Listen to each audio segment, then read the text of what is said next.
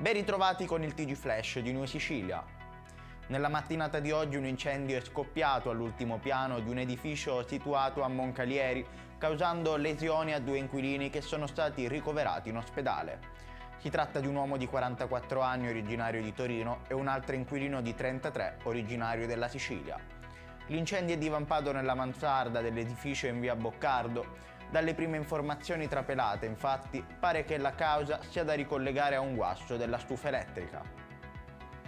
Il costo delle utenze della gestione del conto corrente è aumentato nel corso del 2022, incidendo sul bilancio familiare e portando a un aumento della spesa media mensile. Secondo un'analisi, la spesa mensile è aumentata di circa 112 euro rispetto all'anno precedente. In particolare le bollette di luce e gas hanno subito un raddoppio, mentre quelle per la telefonia fissa e mobile sono diminuite.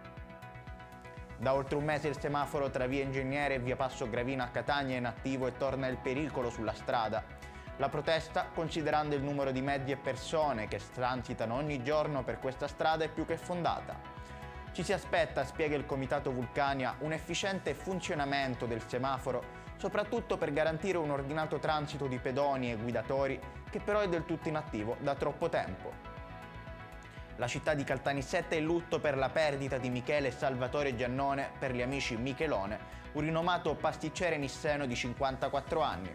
Giannone è deceduto a causa di un attacco di cuore nella sua abitazione situata nel quartiere di San Francesco. Michele era molto conosciuto per la sua abilità nella pasticceria e per il fatto di aver stabilito il Guinness dei primati per il cannolo più lungo del mondo di oltre 21 metri.